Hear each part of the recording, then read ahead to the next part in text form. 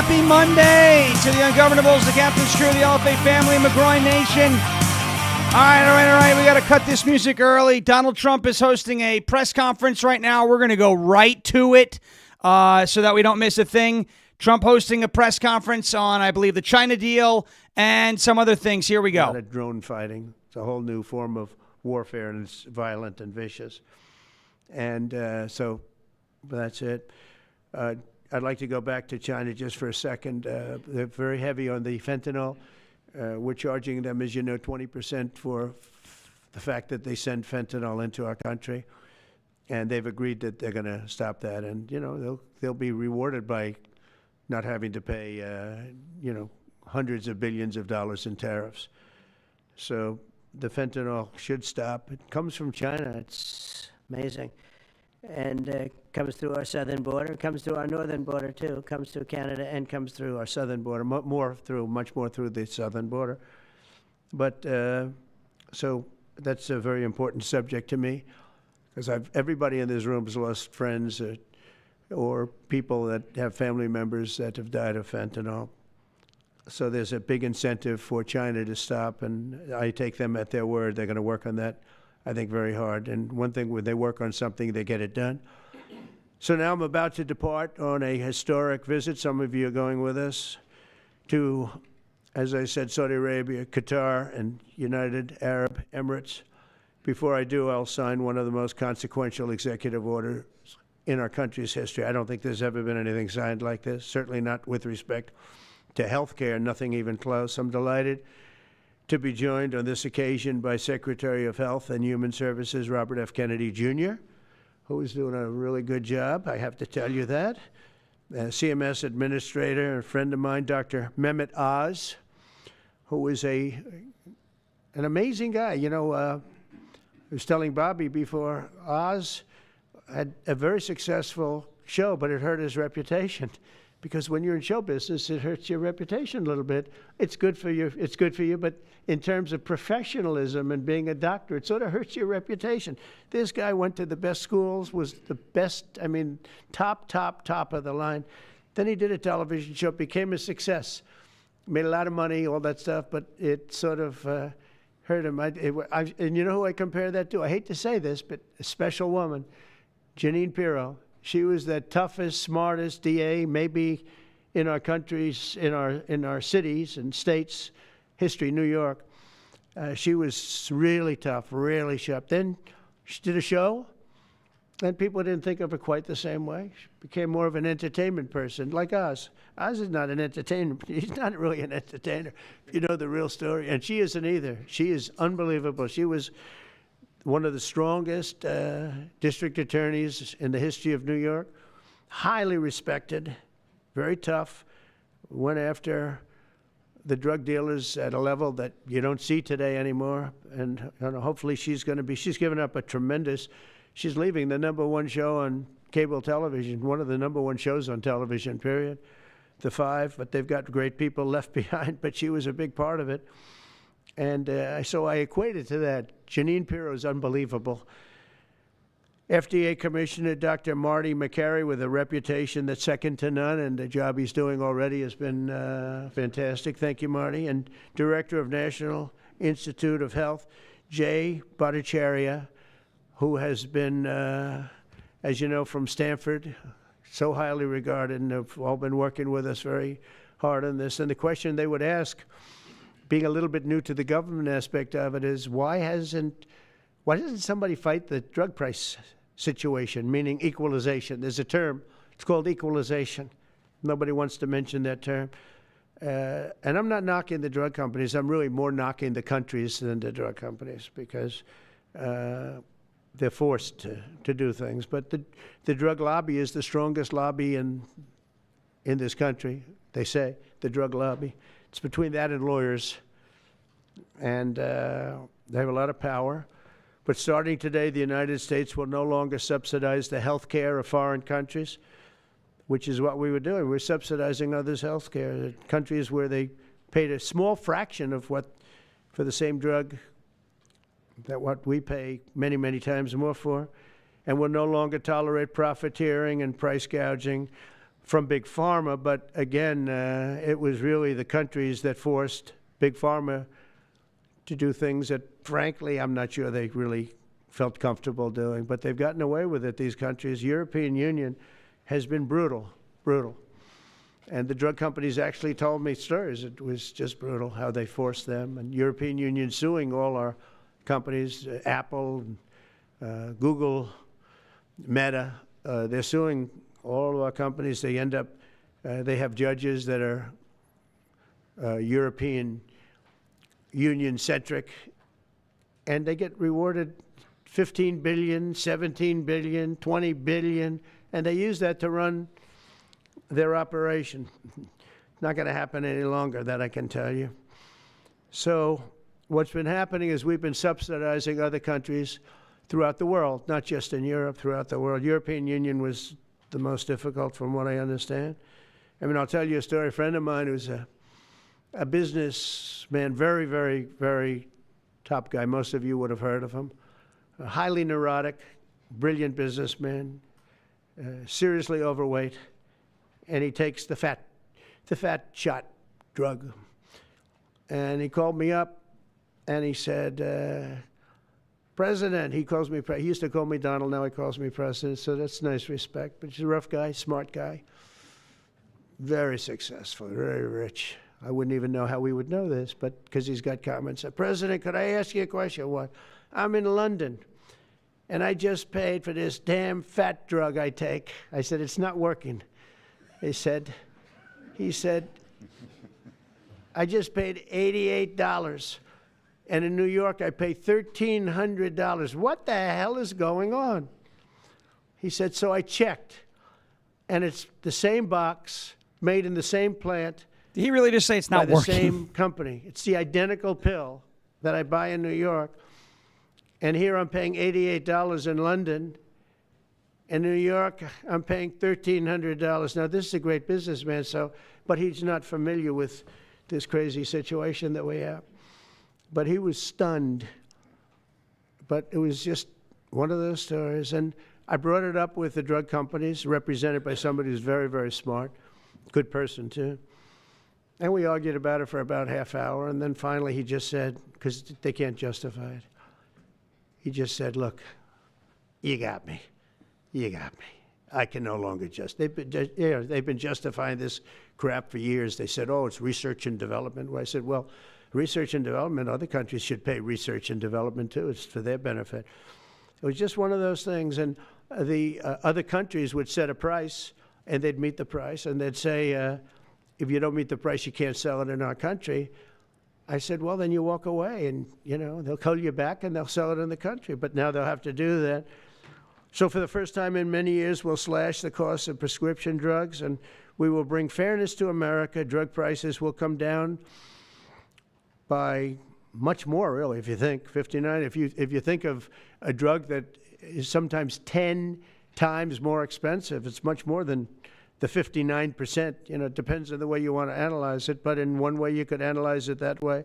But between 59 and you see all the 80, people and standing next to Trump? 90%.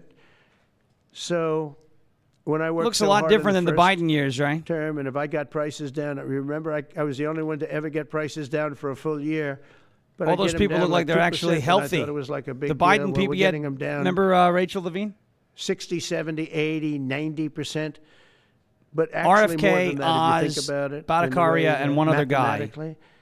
And Farmer has to say, they all look like they're in sorry, shape. But nice. We'll not be able to do this any longer to these countries that have been so tough. They've been very tough, nasty. It's trade.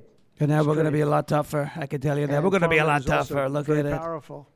And the Democrats have protected Farmer. This is the Democrats have protected Farmer. These are the Democrats. And by the way, I just called the Speaker of the House, and I just called the leader, our leader in the Senate, John Thune. They're not working Mike today, Johnson. by the way. Spoke to both of them. I said, when you score, you're going to have to score two things. You're going to have to, number one, score that hundreds of billions of dollars of tariff money is coming in. But even bigger than that, you're going to have to score that your costs for Medicaid and Medicare Yeah, And but just first they have to basically get to work. Pharmaceuticals and drugs is going It's another down 4-day weekend. at a level that nobody has ever seen before. It'll pay for the Golden Dome. I see the Golden Dome is there, see? That'll easily pay for the Golden Dome. And we'll have a lot of money left over. We need the Golden Dome, by the way, in this world. Although this world's a lot safer today than it was a week ago. And a lot safer than it was 6 months ago. That's because we ended We had World War people that had no 7-11 clue with what they India were and doing. Pakistan.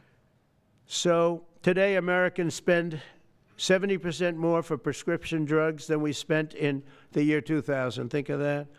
Our country has the highest drug prices anywhere in the world by sometimes a factor of 5, 6, 7, 8 We times. say by a lot, right? By a It's lot. not like they're slightly higher. They're 6, 7, 8 times. There are even cases of 10 times higher. So that you go 10 times more expensive for the same drug, that's big numbers. Even though the United States is home to only 4% of the world's population, pharmaceutical companies make more than 2/3 of their profits in America. So think of that. With 4% of the population, the pharmaceutical companies make most of their money, most of their profits from America. That's not a good thing.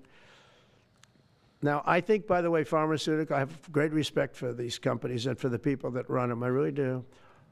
And I think they did one of the greatest jobs in history for their company, convincing people for many years that this was a fair system. And nobody really understood why, but I figured it out.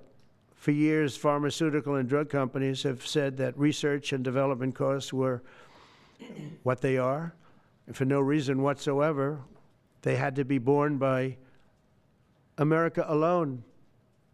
Not anymore, they don't. This means American patients were effectively subsidizing socialist healthcare systems in Germany, in all parts of the European Union. They were the toughest of all. They were nasty. And I see that. I see that with trade, too. European Union is in many ways nasty. All right, ladies and gentlemen, we got to cut away from this for just a second. Got to get to a word from our friends at OFP Farms, OFPFarms.com, promo code SHAWN, OFPFarms.com. Folks, if you're tired of dry or irritated skin and big woke corporations, you can give OFP Farms a try. I know a lot of people loved their Mother's Day box. I saw a bunch of comments. They loved their Mother's Day boxes, right? Saw a bunch of that in the chats today. A bunch of chats saying that they love their Mother's Day boxes from OFP Farms. It's OFPFarms.com. Check them out. They produce quality goat milk products for everyday use, including soaps, lotions, and lip balms, all natural pain relief. Gotta love their beard products, too. You may be asking, why goat milk? Well, there are some amazing benefits of goat milk, right? You know, this stuff is... You have crap stick, right? You take your crap stick. This is not crap stick. This is Goat Kisses lip balm. So much better to put on your lips than crap stick, all those chemicals and petroleum. We don't need that. Goat milk is packed naturally with essential vitamins that help nourish and replenish your skin and promote regrowth of dead skin cells damaged by everyday life, harsh chemicals, and exposure to the elements. Their products are made directly on their farm. They are made with premium ingredients in small batches to maintain quality. That's the biggest thing. They're a family-owned and operated goat farm and a patriotic, America-first, God-fearing company. So, I want you to ditch the woke brands and support the small family farm like OFP Farms today. Get yourself that Outlaw soap. Get yourself some of this Revolution soap. This stuff is great, smells good. The Outlaw soap, you know, will leave you smelling like a felon. Go to their website at OFPFarms.com. Use the promo code Sean, it's SHAWN, and you will get 15% off. OFPFarms.com, promo code Sean for 15% off. You see it on your screen, OFPFarms.com. Promo code Sean for 15% off. OFPFarms.com, promo code SHAWN for 15% off. We're going to go right back to Donald Trump's press conference right now on prescription drugs. Here we go. The lowest price. We will look at that price, and we will say that's the price we're going to pay. It's a beautiful price, by the way. Most favored nations. That's what it is. Nobody's ever seen a better price. One breast cancer drug costs Americans over $16,000 per bottle, but the same drug from the same factory, manufactured by the same company, is 1/6 that price in Australia and 1/10 that price in Sweden. 1/10 for the identical product. A common asthma drug costs almost $500 here in America, but costs less than $40 in the United Kingdom. So $40 in the United Kingdom, which is where this gentleman told me he paid a small amount for his shot. But think of that. So $40 versus $500 here. That's not even bad. There are much worse examples. And the weight loss drug, Ozempic, costs 10 times more in the United States than in the rest of the developed world. 10 times more. Why? Why? What did we do? Suckers. But we never had a president that had the courage to do this. And nobody knew the system like I do. I mean, I've gotten to know this system so well. And I don't think it's fair that it benefits Obamacare. Obamacare is a failure. It's not a good health care. It works. I made it work. I had an obligation to make it work, or an obligation to let it die. I chose that we had to make it work. I had to make it as good as possible. And I had a choice. I could have let it fail or make it as good as possible. As good as possible means it was still not very good, but it survived. And we did the right thing. But this makes everything work. And I don't want to have a bad form of health care work because of the fact I was able to cut drug prices by 80 or 90%. So we're going to maybe come up with something. I think this gives the Republicans a chance to actually do a health care that's much better than Obamacare and for less money, which if you guys would work on that along with Congress. But I do want to say that Democrats could have done this a long time ago. They have fought like hell for the drug companies, and they knew they were doing the wrong thing. And it's going to be very hard. I was just telling the leader and the speaker that it's going to be very hard for the Democrats to vote against the one big, beautiful deal.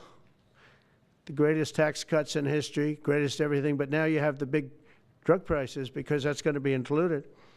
It makes that whole situation different from a scoring standpoint. I just told them, I called them up about this. I said, I'm going to do something that's going to be very monumental, and you're going to be scoring. You better tell your people that this is going to score really well. And then add hundreds of billions of dollars in tariffs to your list also. But as big as the tariffs are, this is something that really hits quickly.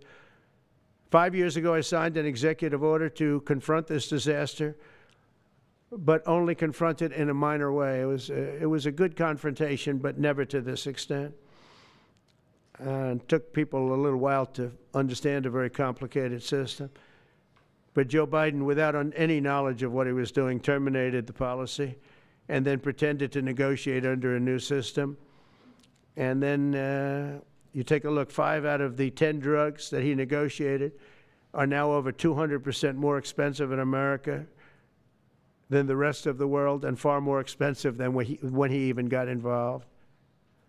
Much more expensive than when he got involved. Joe Biden's plan was as you know, because you wrote about it, you don't say it very loudly, but it was a very big failure, was his whole presidency. First, I'm directing the U.S. trade representatives and Department of Commerce to begin investigations into foreign nations that extort drug companies by blocking their products unless they accept bottom line and very low dollar amounts for their product, unfairly shifting the cost burden onto American patients.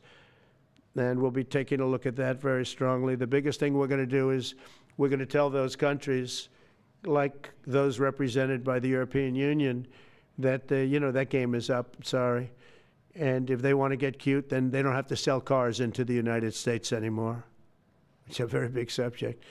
And they won't get cute, because I'll defend the drug companies from that standpoint. They were given a price by the European Unions and other countries. This is what you do. This is what we're going to pay. We're not going to pay any more. Let America pay the difference, because there was a big shortfall. Let America pay it. And that's what we did, but we're not doing it anymore. Next, my administration will secure what we're calling most favored nations drug pricing. The principle is simple. Whatever the lowest price paid for a drug in other developed countries, that is the price that Americans will pay. And we're using the term other developed countries because there are some countries that need some additional help, and that's fine. I think that's very good. Some prescription drug and pharmaceutical prices will be reduced almost immediately by 50 to 80 to 90%. Big Pharma will either abide by this principle voluntarily, or will use the power of the federal government to ensure that we are paying the same price as other countries. To accelerate these price restrictions and reductions, my administration will also cut out the middlemen. We're going to totally cut out the famous middlemen. Nobody knows who they are, middlemen. I've been hearing the term for 25 years, middlemen. I don't know who they are, but they're rich. That I can tell you. We're going to cut out the middlemen and facilitate the direct sale of drugs at the most favored nation price directly to the American citizen. So we're cutting out, Bobby, the middlemen. It's so important, right? You got to do that. They're worse than the drug companies. They don't even make a product, and they make a fortune. It's very smart business people, that I can tell you. If companies make no significant progress toward most favored nation pricing, which we will insist that they do, so I think I'm wasting time talking about it. We're going to insist upon it. And we'll insist, and we're going to help the drug companies with the other nations, because those other nations do a lot of trading with us. They need our trade, just like China needed us very badly. They need us just as badly. We will do whatever we have to with trade, just like we did some great things with trade with India and Pakistan. It really helped the situation, very heated situation.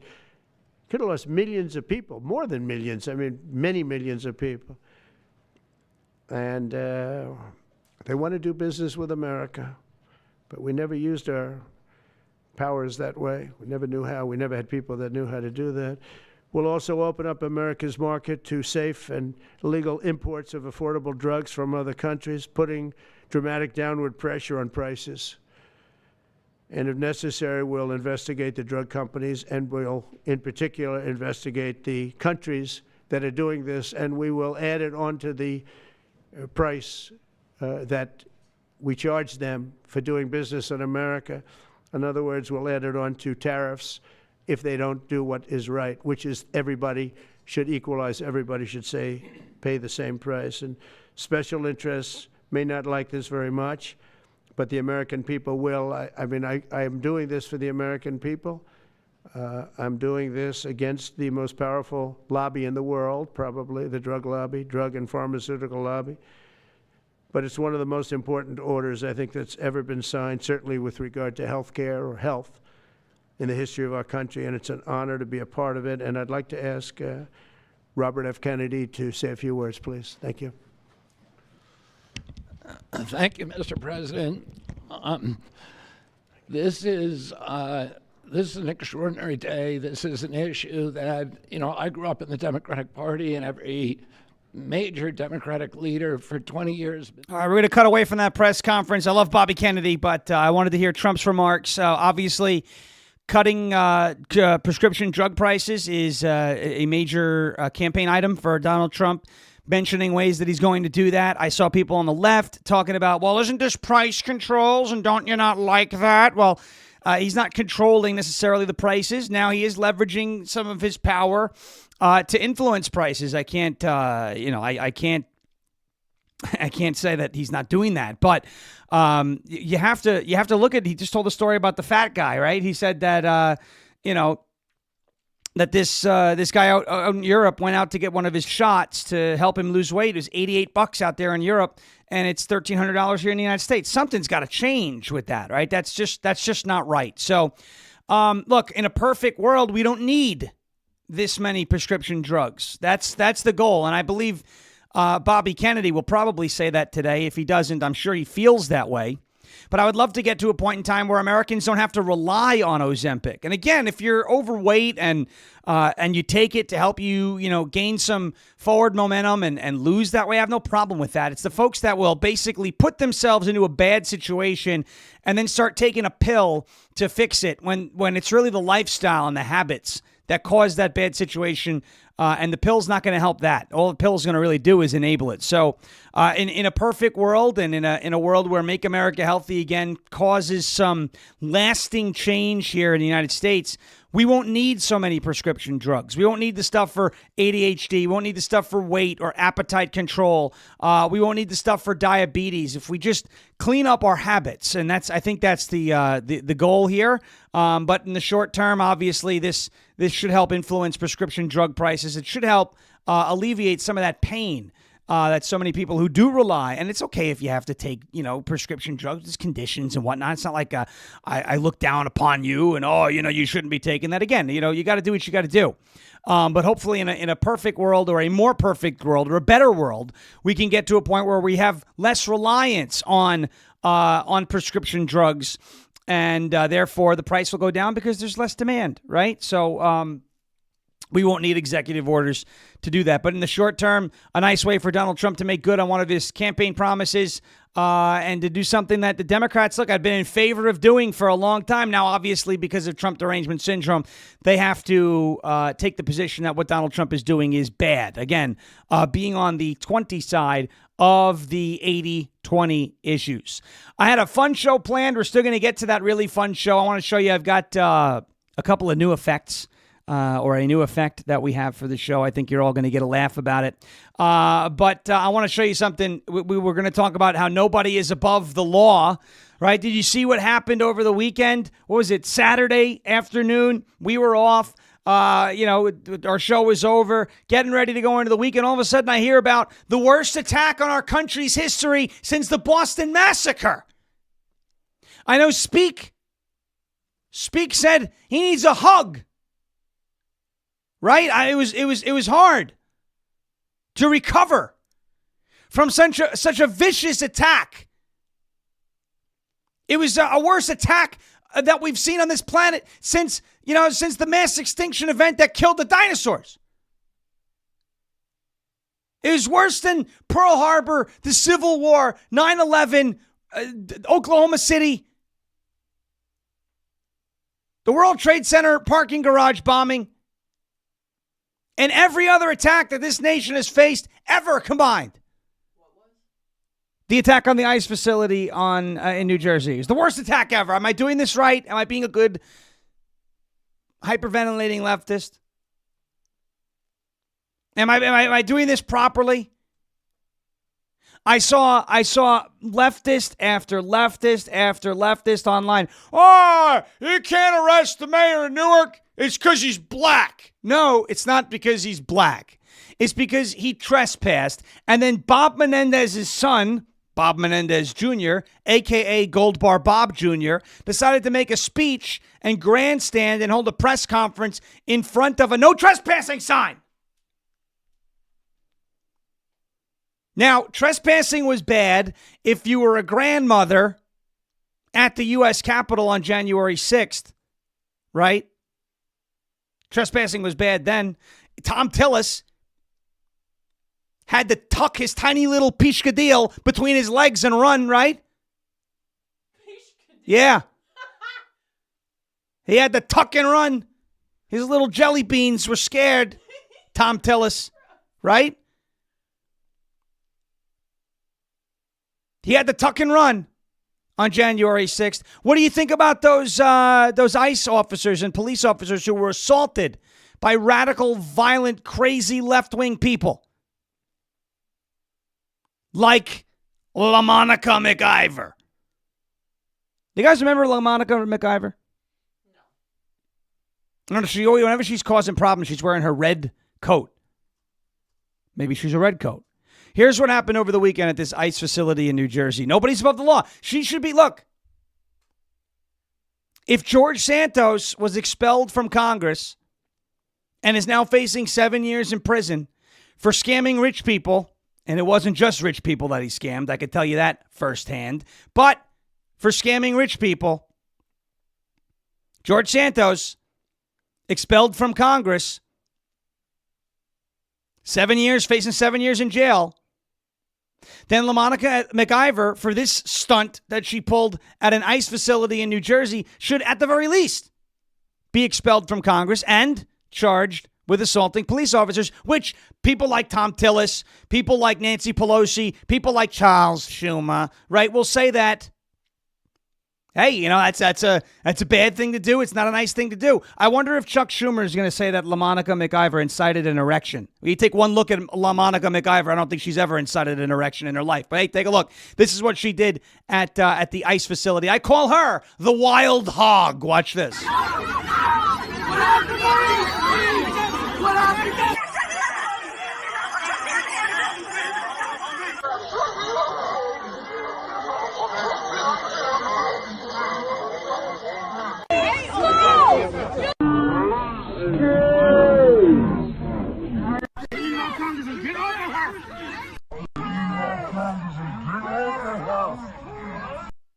crushing the police officers, assaulting the police officers. That wild hog needs to be captured and detained. Seriously. Oh, when you behave like an animal, don't get upset when I call you an animal. That's all. But LaMonica McIver has a habit of calling for violence, inciting violence, and believing in violence. Do you remember what she said in February? I was like, LaMonica McIver, this name sounds familiar. Let me go through all the cuts that I download to my computer. And let me see if I could find something. Search her name. And, oh, there it was. In February, LaMonica McIver told you that she was going to start behaving this way. Watch. And let them know, especially the Republicans, that we will not take this. We will fight back. Fight back. Fight back. And as I close out, because I know we've been out here for a long time, and goddamn it, shut down the Senate. We are at war. Anytime a person can pay $250 million into a campaign and they be given full access to the Department of Treasury of the United States of America, we are at war. We are at war. We are at war, she says. The wild hog. Again, wearing the red coat. We're at war. Wow. That was in February. I think it was February 4th. At war. Now she's pushing police officers. How much more do we need?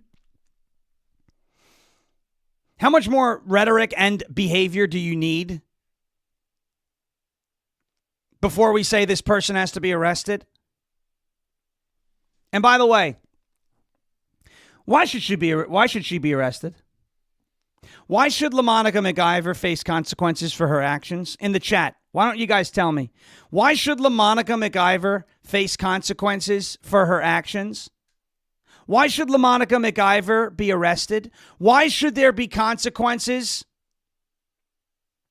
for rhetoric and actions like that? What is it that the Democrats always said about January 6th? There it is. Matt Brown's got it. Nobody's above the law, right? And what do we do? What do we do when we say nobody's above the law? Do me a favor, everybody in the chat. What do we call? This is the rooster, right? Put a rooster in the, everybody, Bad Moon's going to love this, right? Oh, he's going to love it. Everybody get your cocks out. That's not a nice thing to say. Put those roosters in the chat. All right? Everybody put your roosters in the chat. I'm going to show you something. Nobody's above the law, right? It's the rooster. We call it the national rooster, NATL, nobody's above the law rooster. The national rooster. Everybody put rooster. Throw a rooster emoji in the chat, folks. Throw a rooster emoji. There we go. Look at the roosters are coming in. Oh my gosh. It's a rooster fest. Look at that. Nobody's above the law. Nobody's above the law, right? You ready? Are you ready for the new effect that I've added to the show? Yeah. Here it comes. That's right. That's a nobody's above the law rooster right next to us. Whenever we have to do this, we will throw it up. Anytime we get to a nobody's above the law story, the rooster, that's Grok right there, gave me a rooster and a police officer. Nobody's above the law. It even sounds like it's saying nobody's above the law, isn't it? Look at this. Look. We've come to snuff the rooster. There it is, right? We can conduct him like a maestro, right? Nobody's above the law. There it is, right? I love that rooster. Isn't he a beautiful rooster, right? What a beautiful rooster. There it is. It's better than James O'Keefe's retraction alpaca. This is the Nobody's Above the Law rooster. That's going to be our mascot every time we do a Nobody's Above the Law segment. And so there it is. Nobody's Above the Law. We have our rooster. And we have another Nobody's Above the Law story coming up in just a second. Let's see. Let me make sure Donald Trump's not still going. I think Bobby Kennedy's speaking, but let's see what we have going on here. Oh, no, it's Trump. Let's cut back to him. Which we may very well relieve. We may take them off of Syria because we want to give them a fresh start. But President Erdogan's asked me about that. Many people have asked me about that because the way we have them sanctioned, it doesn't really give them much of a start. So we want to see if we can help them out. So we'll make that determination. But I think you're going to have maybe a good meeting. You have the potential for a good meeting, that a meeting wasn't going to take place. I insisted that that meeting take place. And it is taking place. And I think you may have a good result out of the Thursday meeting in Turkey between Russia and Ukraine. And I believe the two leaders were going to be there. I was thinking about flying over. I don't know where I'm going to be on Thursday. I've got so many meetings. But I was thinking about actually flying over there. There's a possibility of it, I guess, if I think things can happen. But we got to get it done. We got to save 5,000 lives a week. 5,000 lives is really more than that. It's worse than that. And when you see and you don't want to see it, but when you see the satellite photographs of the battlefield with arms and legs and heads all over the place, separated by 30 yards from bodies, doesn't make sense. Doesn't make sense. So we're working very hard to see if we can end that bloodbath. Okay, there shouldn't be too many questions. It's been covered pretty well. Mr. President, thank you for taking questions. Two quick ones for you, starting on trade. If a longer-term deal is not reached with China at the end of these 90 days, can the American people expect those tariffs to go back up to 145%? No, but they would go up substantially higher. Okay, and then You know, at 145, you're really decoupling because nobody's going to buy. But they can go, they got very high because of additional tariffs I applied during the course because of fentanyl and other things. But no, but they'd go substantially higher. Yeah. And then on Qatar, Mr. President, I think you will have a deal, however. you're confident that there will be a deal. On Qatar, has Qatar asked for anything in exchange for that $400 million luxury jumbo jet? And how can the American people be so sure that they will not in the future? Well, I think what happens with the plane is that, we're very disappointed that it's taking Boeing so long to build a new Air Force One. We have an Air Force One that's 40 years old. And if you take a look at that compared to the new plane of the equivalent, stature at the time, it's not even the same ballgame. You look at some of the Arab countries and the planes they have parked alongside of the United States of America plane, it's like from a different planet. And it's close to 40 years old, might be more than 40 years old now. And we, when I first came in, I signed an order to get it built. I took it over from the Obama administration. They had originally agreed. I got the price down much lower.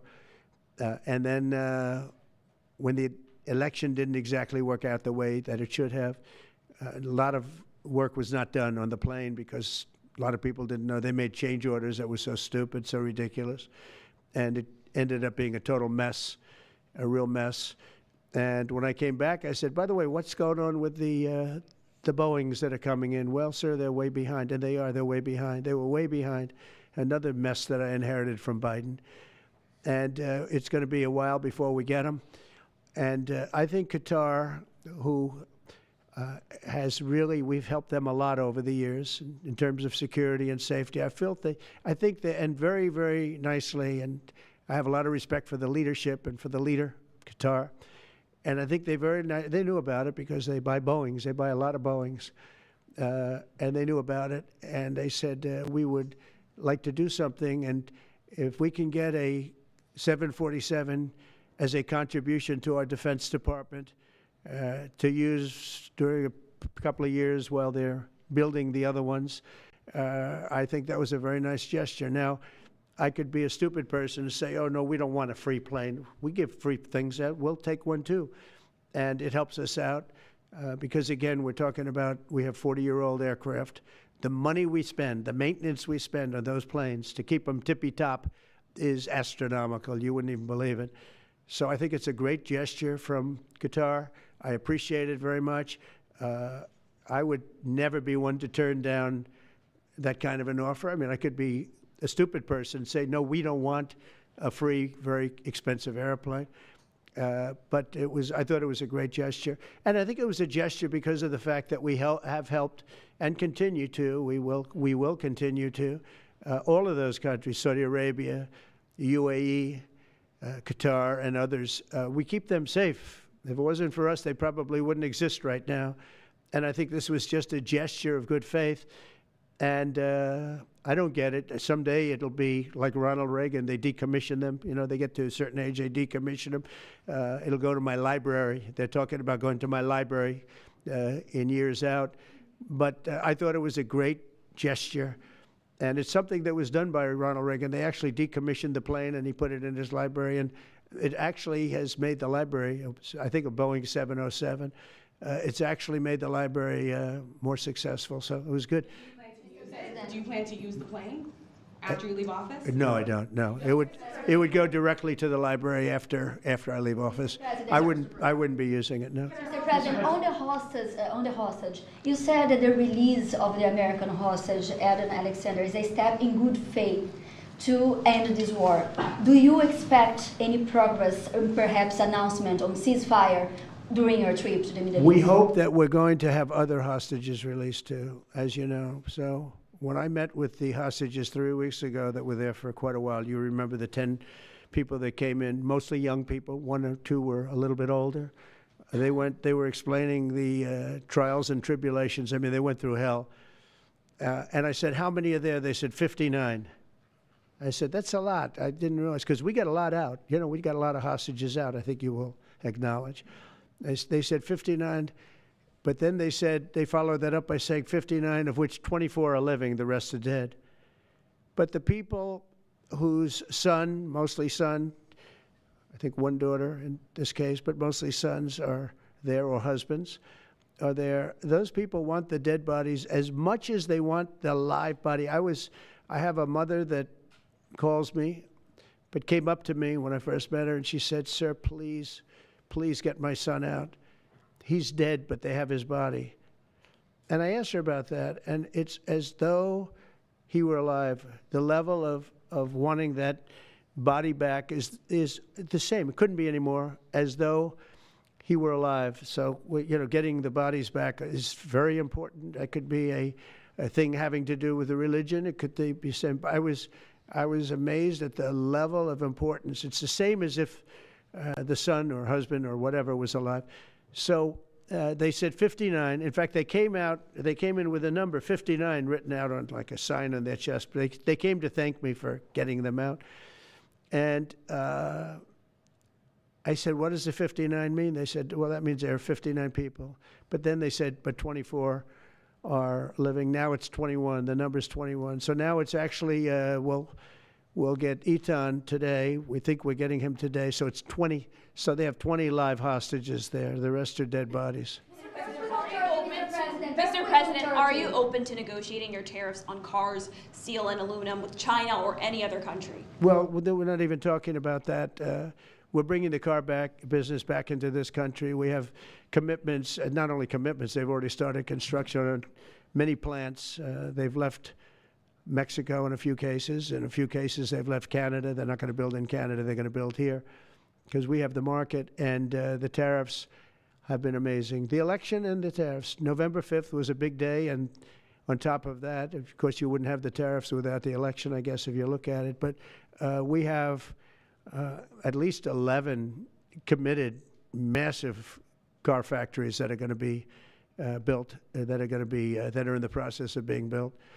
And some are going through, some have actually started. We also have renovations of existing factories where they weren't utilizing the full factory from years gone by, and now they're under full renovation. They'll be opening up full factories in a very short period of time.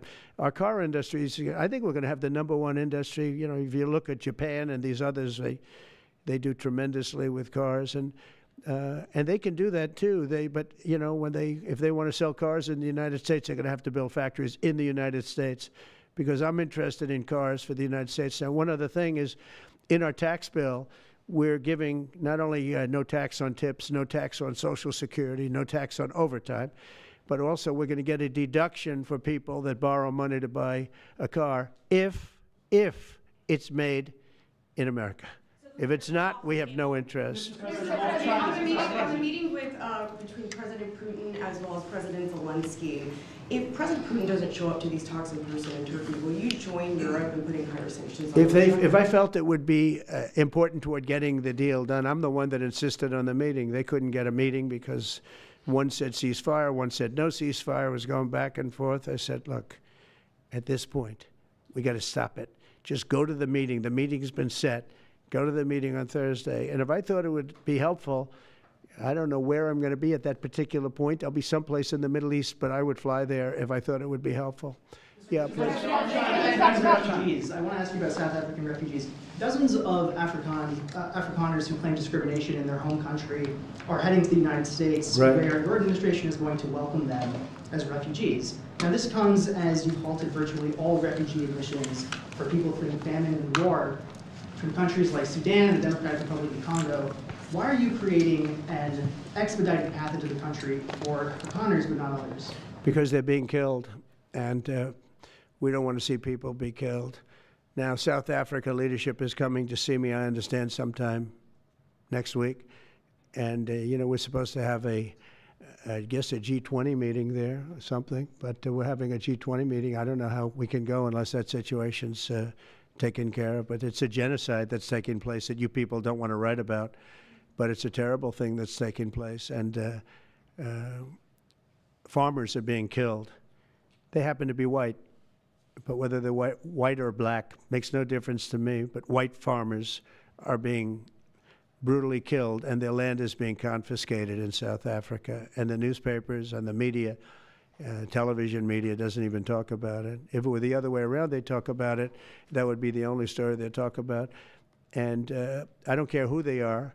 I don't care about their race, their color. I don't care about their height, their weight. I don't care about anything. I just know that what's happening is terrible. I have people that live in South Africa. They say it's a terrible situation taking place. So we've essentially extended citizenship to those people to escape from that violence and come here.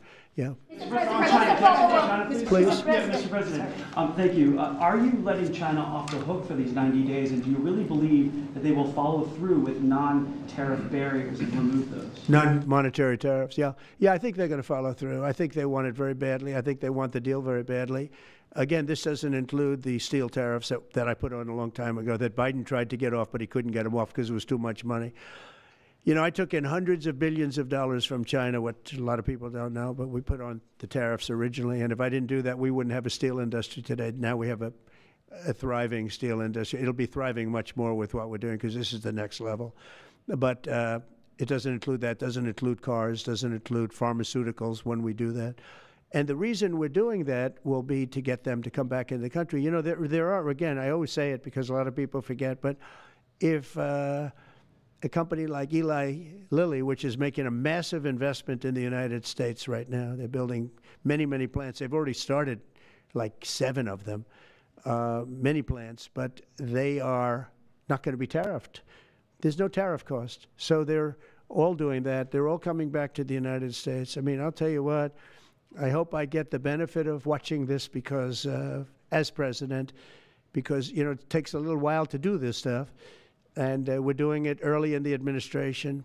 If you think of it, we have, I believe, if you look at the real total, it's over $10 trillion committed for plants and factories. Other administrations haven't had $1 trillion over a 4-year period, even over an 8-year period. We have over $10 trillion committed in one form or the other over 2 months. Give me a break. I'm here 3, but let's give me a break on the first month. We want to get acclimated. But if you think about it, it's really 2 months. And so in 2 months, we have an investment already of over $10 trillion. And other presidents haven't had that done over a year, over 4 years in some cases. It's unprecedented. There's never been anything like it. It's a very exciting time in America. Thank you very much, everybody. Thank you. Mr. President, are you ready to impose sanctions on Russia if Putin doesn't agree with the 30-day ceasefire? I have a feeling they're going to agree. I do. I have a feeling. And who's in charge of the budget bill? Let's see what happens. No European countries. Who's in charge of the budget bill negotiations? The budget bill negotiations are taking place. Who in your administration is in charge of that while you're gone? Is it Everybody, Vance, Bobby, from the standpoint of medical, this group behind me, I mean, I think it's the best group ever assembled. In terms of medical, I think you're going to see a tremendous cut. I don't think. I mean, I know you're going to see it in Medicaid and Medicare. That cut will be massive because drugs are 50-60% of the cost. So Medicaid costs are going down and Medicare costs are going down because of what we're doing today. And there's no, it's not like, oh, gee, well, maybe it won't happen. It's going to happen because the other countries have no choice. Now, the drug companies are going to have to say, listen, if you don't pay more, we're not going to give you the drug, and they're willing to do that. So that's it. They have to. We have to equalize. Mr. President, what is the price controls? Say it. How do you respond to the fact that this? It's not price control. No, no. What was price control is before. If you want to talk about price control, is what they were doing. They were making us pay. They set a price, and they said, "Here's what we're going to pay, and anything else charge America." Because at that time they had a very stupid president, and it really went crazy during the last 4 years. And remember this, the Democrats are the ones that allowed this to happen. They were the ones that were the protector of this pricing system. And I think it's going to be very hard. You'll have to ask Democrats, are they going to vote against the one great, big, beautiful deal that's being negotiated now, tax cuts, etc., when now on top of the tax cuts and regulation cuts, all the things, now you're going to say that the price of your medicine is going down by 60, 70, 80%. You're going to vote against it? I think a lot of Democrats are going to be forced to do something that their leaders are going to beg them not to do, and that's vote for the bill. I don't see how they can vote against it.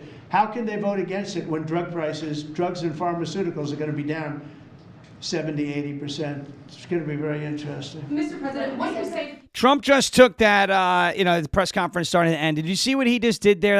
I thought that was brilliant. He just took that question, about price controls. We brought it up before. I love, by the way, how he said, we're not going to, thank you very much, no more questions. He started answering questions again because he can't, he loves doing it. It's great.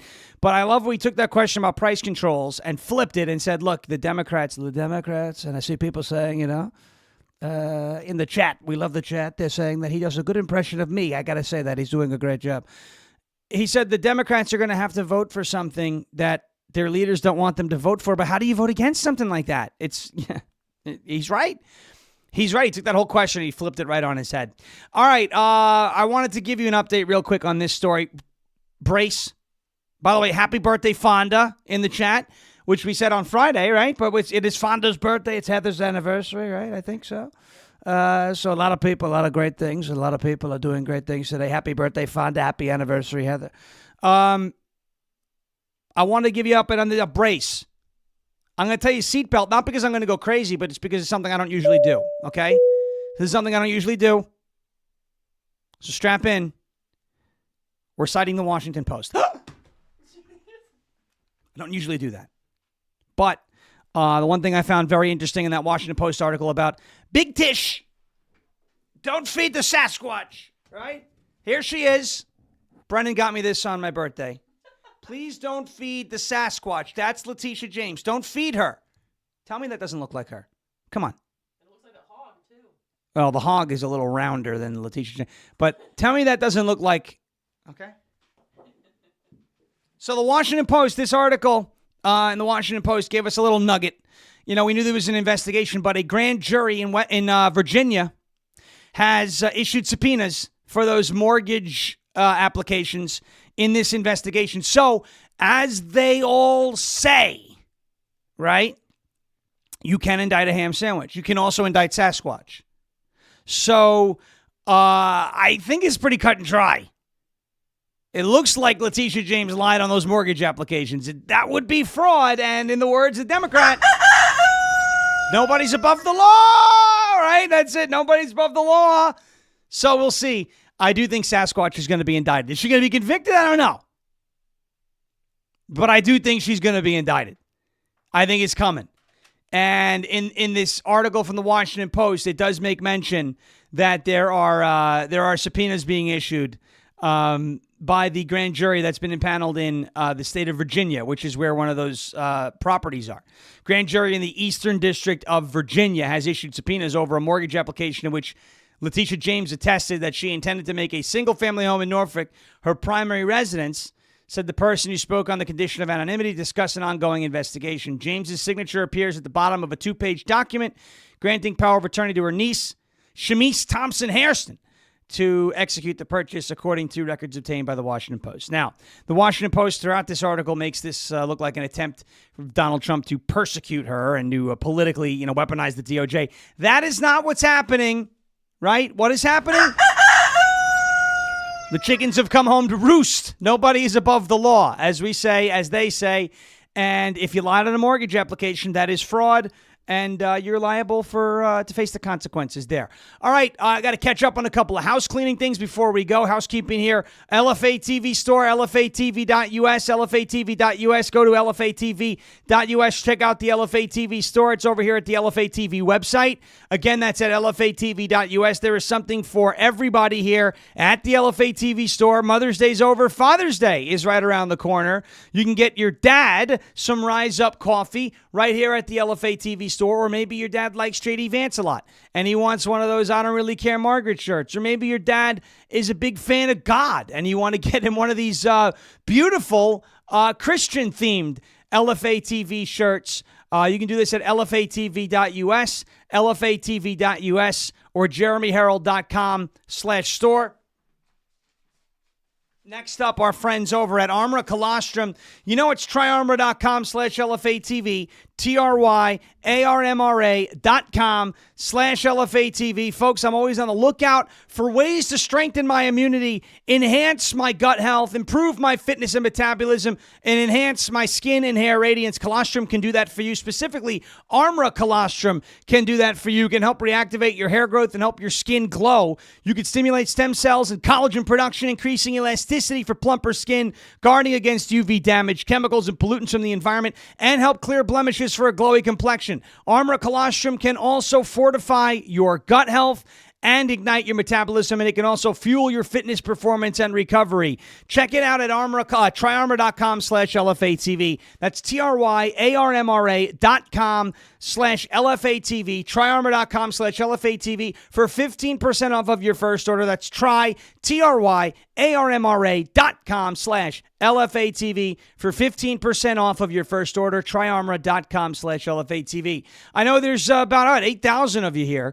Do us all a favor, almost 9,000 of you here. Hit that thumbs up button. There is no excuse for the sluggishness unless it's because a majority of folks who are watching right now don't have a Rumble account. And I want to tell you, it's not, you're not going to lose data. No one's going to spy on you. This is the ultimate free speech platform on the internet. This is the reason why LFA TV is made possible. It's what makes LFA TV possible. It's right here.